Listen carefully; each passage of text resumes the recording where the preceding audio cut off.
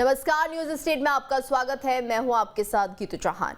आपके मुद्दे में आज बात करेंगे छत्तीसगढ़ की, जहां बेरोजगारी भत्ते को लेकर सियासत तेज हो गई है।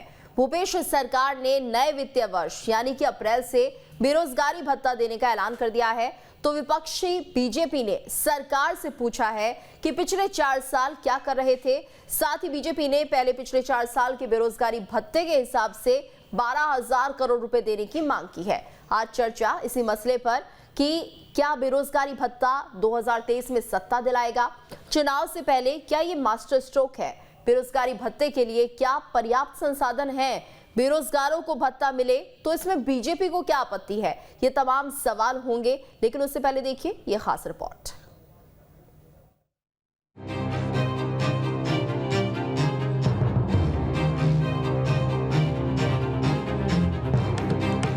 बेरोजगारों को हर महीने बेरोजगारी भत्ता दिया जाएगा। जी हां, छत्तीसगढ़ में बेरोजगारों को अब जल्द ही भत्ता मिलेगा। 26 जनवरी को सीएम भूपेश बघेल ने ये ऐलान किया है। मैं घोषणा करता हूं कि अगले वित्तीय वर्ष से बेरोजगारों को हर महीने बेरोजगारी भत्ता दिया जाएगा। हालांकि भत्ते का ऐलान बेशक अब हुआ हो, लेकिन आश्वासन पुराना है। 2018 के चुनाव में कांग्रेस ने अपने जन घोषणा पत्र में इसका जिक्र किया था। बहरहाल सत्ताधारी दल के इस ऐलान के बाद बीजेपी ने भी सरकार को घेरा है। 4 साल का बेरोजगारी भत्ता का हिसाब पहले मांगेंगे, पहले 4 साल का दो, फिर आखिरी साल का देंगे। अभी तो हिसाब मेरे को करना है कि 4 साल का बेरोजगारी भत्ता जितना है और जो उन्होंने वादा किया था उस हिसाब से पहले पेमेंट हो जाए, फिर आगे आने वाले साल का देखेंगे। तो 2018 के चुनावी वादे को पूरा करने को लेकर 2023 के चुनावी साल में बड़ा ऐलान कर दिया गया है। लेकिन इस बड़े ऐलान से भी बड़ा सवाल ये है कि क्या इसे पूरा करने के लिए पर्याप्त वित्तीय संसाधन मौजूद हैं? Team news state. और इस वक्त हमारे साथ खास मेहमान जुड़ चुके हैं। उचित शर्मा, वरिष्ठ पत्रकार, साथ ही हमारे साथ नितिन भंसाली भी जुड़े हैं, कांग्रेस प्रवक्ता। आप दोनों का बहुत बहुत स्वागत है। तो जिस तरह से अब ये मामला तूल पकड़ता हुआ दिख रहा है कि बेरोजगारी भत्ता आखिर किसे दिया जा रहा है, क्यों दिया जा रहा है, जब बेरोजगार है ही नहीं। नितिन जी, सवाल आपसे बनता है। देखिए, राज्य में कांग्रेस की सरकार जब बनी, जब 2018 में 40 लाख से अधिक युवा इस प्रदेश में रजिस्टर्ड युवा रोजगार कार्यालय के अनुसार बेरोजगार थे। सरकार ने बिल्कुल इस बेरोजगारी को गंभीरता से लेते हुए अपने मैनिफेस्टो में इस बात का जिक्र किया था कि सरकार बनने पर हम बेरोजगारों को भत्ता देंगे। कांग्रेस की सरकार ने सरकार बनते ही व्यक्ति रोजगार देने का काम के नतीजे हैं। जो योजनाएं छत्तीसगढ़ राज्य में जो चल रही है, चाहे हम राजीव गांधी किसान न्याय योजना की बात करें, चाहे हम गौधन न्याय योजना की बात करें, चाहे लघु वनोपज की खरीदी की बात करें, चाहे बंद पड़े उद्योगों की बात को पुनः चालू करने की बात करें, चाहे उद्योग नीति की बात करें, तो यहाँ पर सरकारी नौकरियों की बात करें, यहाँ पर काफी मात्रा में रोजगार सृजन हुए। इसका नतीजा ये है कि आज केंद्रीय बेरोजगारी दर के जो आंकड़े हैं वो 11% से हुआ है और छत्तीसगढ़ में आधे फीसदी से भी छत्तीसगढ़ में बेरोजगारी के आंकड़े नहीं है। इसके बावजूद जिन लोगों को हम रोजगार दे चुके हैं, जिन लोगों को हम रोजगार और उनको अपने पैरों पर खड़े कर चुके हैं, और कुछ आधा फीसदी लोग जो है वो भी बचे हुए हैं जिनको रोजगार दिया जाना है, तो सरकार ने बिल्कुल उनके लिए माननीय मुख्यमंत्री जी का मैं धन्यवाद ज्ञापित करूंगा कि उन्होंने संवेदनशीलता दिखाते हुए इस पर निर्णय लिया और अगले वित्तीय वर्ष से उन्होंने ये 26 जनवरी गणतंत्र दिवस के दिन घोषणा की कि बेरोजगारों को बेरोजगारी भत्ता दिया जाएगा। साथ ही गीतू, छत्तीसगढ़ में पहला ऐसा राज्य है पूरे देश में छत्तीसगढ़ जहां पर रोजगार मिशन का गठन किया गया है। रोजगार मिशन के गठन करने का उद्देश्य भी साफ है कि इस मिशन के गठन के उद्देश्य के पीछे यह है कि आने वाले 5 सालों में हमें 15 लाख बेरोजगारों को रोजगार देना है। तो सरकार अपनी दिशा में लगातार काम कर रही है। माननीय मुख्यमंत्री जी का आभार, प्रदेश जो है प्रगति के पथ पर अग्रसर है और भारतीय जनता पार्टी जो कि लगातार हर डिबेट में आपकी चैनल्स पे, सारे चैनल्स पे बैठ कर बोलती थी बेरोजगारी भत्ता नहीं दे रहे, बेरोजगारी भत्ता नहीं दे रहे। हमने सारी चीजों का विश्लेषण करने के बाद नहीं, लेकिन नितिन जी, सवाल बीजेपी ये कर रही है कि बेरोजगारी तो है ही नहीं। कांग्रेस तो ये दावा करती है कि बेरोजगारी तो है नहीं, फिर भत्ते का क्या मतलब है? बेरोजगारी आधा फीसदी है ना गीतू जी, बिल्कुल क्लियर नहीं हुआ है। हम संघर्ष कर रहे हैं, उस दिशा पर हम काम कर रहे हैं। 0.5% भी यदि बेरोजगारी बची तो हम, माननीय मुख्यमंत्री जी ने, मैंने कहा, संवेदनशीलता दिखाते हुए ये निर्णय लिया है कि हम इनको बेरोजगारी भत्ता दें। और आप देखिएगा कि ये प्रदेश जो है ये मिसाल कायम करेगा बेरोजगारी को जड़ से दूर करने। चलिए ठीक है, हमारे साथ एक और मेहमान जुड़ चुके हैं, नितिन जी। डॉक्टर विमल चोपड़ा बीजेपी के नेता हमारे साथ जुड़े हुए हैं। विमल जी, आपका भी स्वागत है। तो आखिर बीजेपी को आपत्ति क्या है अगर बेरोजगारों को उनका भत्ता मिलता हुआ दिख रहा है तो?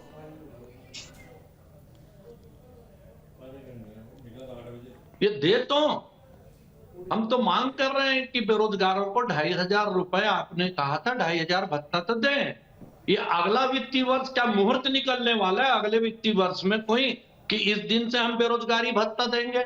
आज से क्यों नहीं बेरोजगारी भत्ता दे रहे हैं? और 4 साल का जो बेरोजगारी भत्ता इन लोगों ने बेरोजगारों का खाया है, क्या उसका एरियर देंगे 4 साल का? ये सिर्फ जो है अगले वित्तीय वर्ष का बहाना ये है। अगले वित्तीय वर्ष खत्म होने पे, जैसे ये बोलते हैं कि 5 साल पे हम अपने वादे पूरे करेंगे, अगला वित्तीय वर्ष कब समाप्त होगा? जब इनकी सरकार चली जाएगी नवंबर में, तब जो 2024 में वित्तीय वर्ष जो है मार्च में समाप्त होगा, तो ये क्या कहेंगे, अरे हमारी सरकार आती तो हम मार्च तक बेरोजगारी भत्ता देते। उसका मुहूर्त इनका मार्च में निकला है। ये किस प्रकार की बात करते हैं? क्यों धोखा दे रहे हैं जनता को? इन्होंने ये भी कहा था ना, महिला समूह का ऋण माफ किया जाएगा, और फिर घोषणा की मुख्यमंत्री ने मुख्यमंत्री निवास में कि महिला समूह का ऋण माफ किया जाता है। आप बता दीजिए एक भी महिला समूह जिसका ऋण माफ हुआ है? ये इस प्रकार से झूठ बोलने वाली जो ये सरकार है, ये लगातार झूठ बोल रही है। अभी मैं कांग्रेस के प्रवक्ता का सुन रहा था कि 0.5% हमारे यहाँ बेरोजगारी है, कभी 4% हो जाती है, अखबार में दूसरे दिन आता है 8%, आज 0.5% से 8%, 8% से 4। ये क्या जादू की छड़ी है इनके पास कि 2 दिन में 4% हो गया, जैसे 2 दिन बाद 8% हो गया, फिर 0.5% हो गया। और वो लाखों करोड़ों रुपए रोज के, हजारों करोड़ रुपए कमा रहे हैं। अरे ये बड़ा मुश्किल है। डिबेट में आप न बैठाएं तो ज्यादा अच्छा है मेरे को, है ना? या तो वो सुने, मेरा समय है तो मेरे को बोलने दें, उनका समय आएगा तो आपसे जवाब लेंगे हम। हमारे साथ उचित शर्मा जी भी जुड़े हुए हैं। उचित जी, आपसे हम जानना चाहेंगे फिलहाल ये क्या परिस्थिति है, कैसे समझे 4 साल का वक्त बीत जाता है और अब बेरोजगारी भत्ता दिया जा रहा है, क्या चुनाव से जोड़कर देखा जाए? ऑफकोर्स इसको इसको चुनाव से जोड़ के देखा जा सकता है, क्योंकि ये मांग पहले से थी। पहले तो ये इस पूरे के पूरे कृत्य में मुझे तो कांग्रेस बैकवर्ड पे नजर आती है। सवाल उठता है कि ये उन्हें 2,2500 रुपए की जो उनकी जन घोषणा पत्र में जो मांग थी, वो उन्होंने वादा था तो वो उनको शुरुआत से करना चाहिए। अब उसके बाद ये नया डेटा आया कि हमारे यहाँ बेरोजगारी नहीं है, एक कौन सा अनसाइंटिफिक तरीके से इनका कुछ डेटा है, उस पर बिलीव किया जाना संभव नहीं है। हम क्या, हमारे ऐसे अन्य कई लोग भी हैं जिसको समझने का प्रयास कर रहे हैं, लेकिन वो असफल रहे। वहीं पे फिर इनसे कहा जाता है कि आप बेरोजगारी का भत्ता आप दे रहे हैं, तो उन्होंने स्वीकार किया कि हम दे रहे हैं। फिर इन्होंने राजीव मितान क्लब जो बनाया है उसके मार्फत इन्होंने कहा कि हम उसमें 1,000 रुपए भत्ता दे रहे हैं। तो तमाम वो प्रयास और कोशिशें कर रहे हैं, लेकिन बावजूद इन सब की अब नए वित्तीय वर्ष में उन्होंने देने की व्यवस्था की है, तो निश्चित तौर पर आप इसको चुनावी चीजों से इसको जोड़ के देखे जा सकते हैं कि आने वाले वर्ष में चुनाव, क्योंकि ये अब समय तकलीफ भी है कि जन घोषणा पत्र का ये मुद्दा है।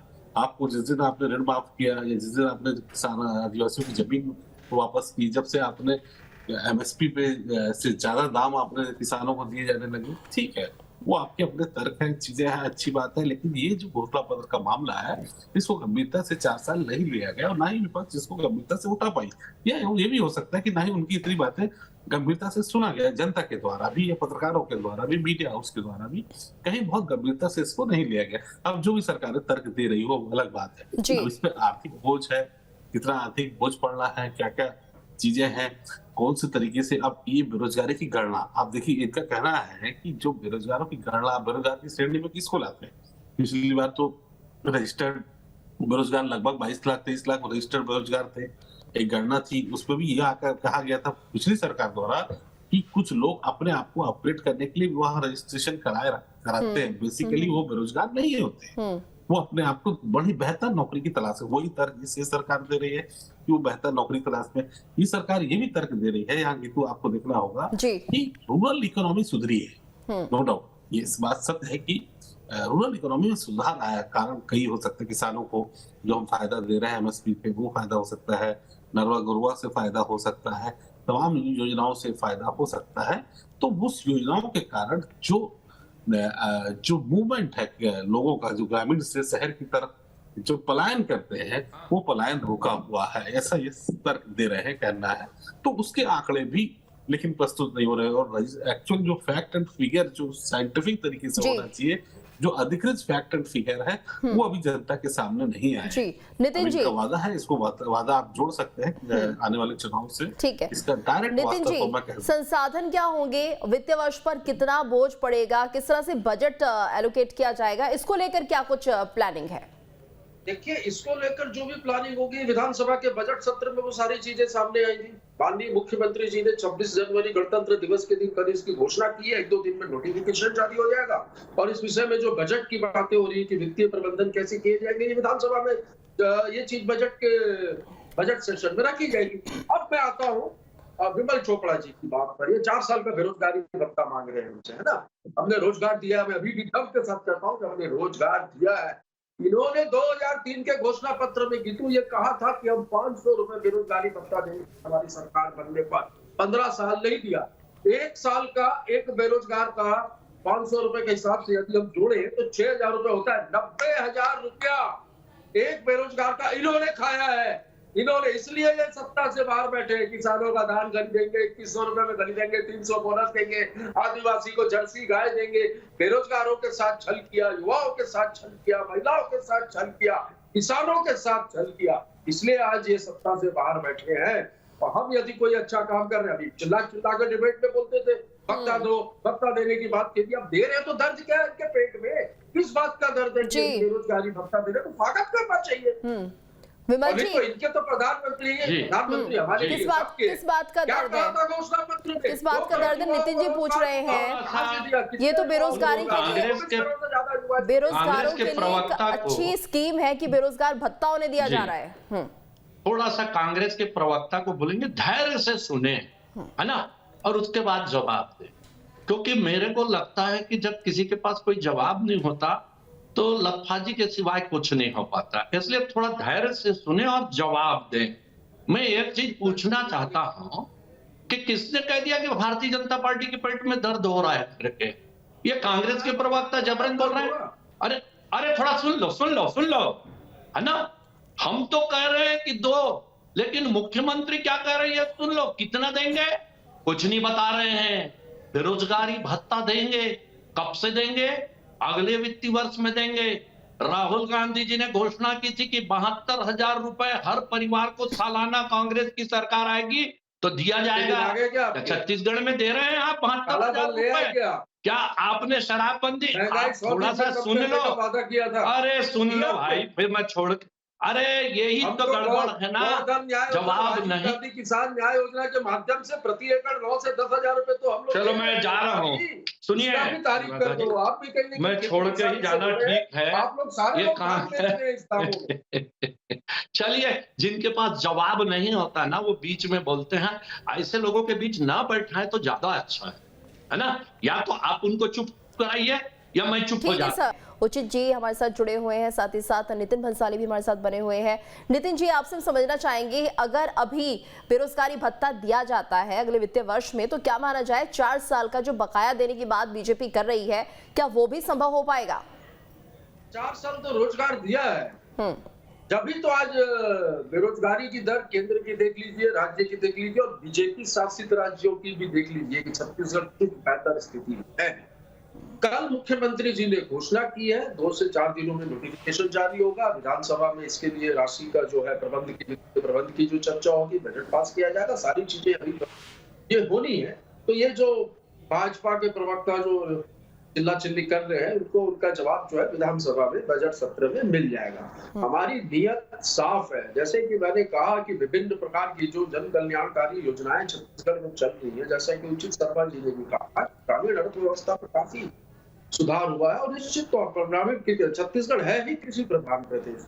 तो यहाँ पर किसान खुश है, खेती किसानी अच्छी, किसानों को उनकी फसल का सही दाम मिल रहा है, इनपुट सब्सिडी के माध्यम से उन्हें 10,000 रुपए जो है प्रति एकड़ मिल रहा है। तो जहाँ पर कृषि प्रधान प्रदेश है और जहाँ पर किसान ही खुश है, तो वहां पर ऑटोमेटिकली देख लीजिए कि पहले 14 लाख रजिस्टर्ड थे बीजेपी के समय किसान जो थे धान बेचने में, उसमें आज ये 25 लाख के आसपास आंकड़ा पहुंच गया। तो किसानों ने जो है धान की पैदावार भी बढ़ाई और खेती किसानी में एक आदमी ने कई व्यक्ति जुड़ते हैं, जैसे कि मैंने उद्योग नीति का जिक्र किया, मैंने बड़े बड़े उद्योगों का जिक्र किया। ठीक है सर, बहुत बहुत शुक्रिया आप दोनों का हमारे साथ इस चर्चा में जुड़ने के लिए। तो अब सवाल यही है कि युवाओं के जरिए 2023 में कांग्रेस अपनी नैया पार लगा पाएगी, ये देखना होगा। और इसी के साथ इस खास पेशकश में इतना ही।